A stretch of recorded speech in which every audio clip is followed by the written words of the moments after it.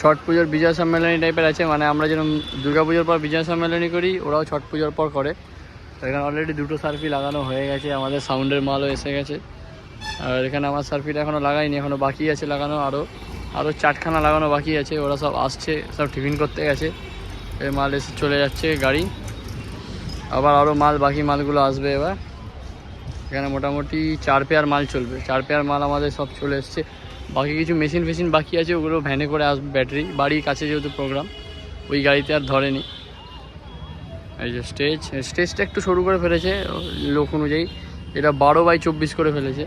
এটা যদি মোটামুটি 16x24 হতো তাও ঠিকঠাক হতো। এই যে এত বড় মাঠ।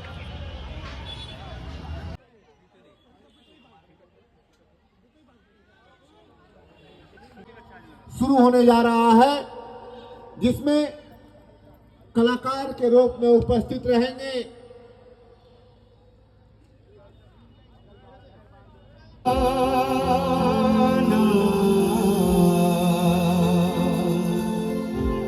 उनसे मिलकर उनको है बताना।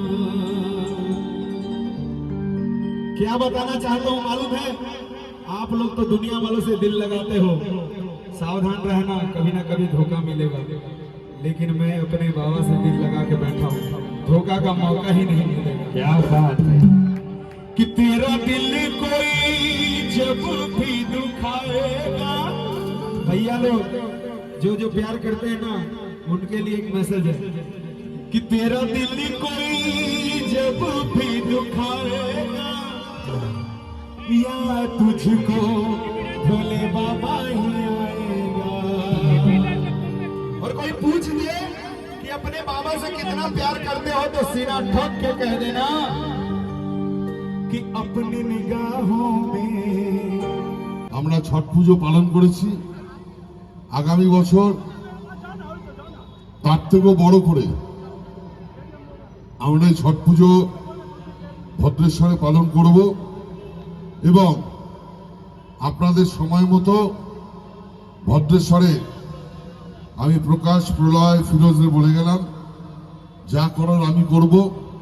এখানে একটা ভালো করে প্রত্যেক বছর যাতে একবার করে গঙ্গা আরতি হয়, আমি এই অনুরোধ করে গেলাম। এবং পরের বছর এই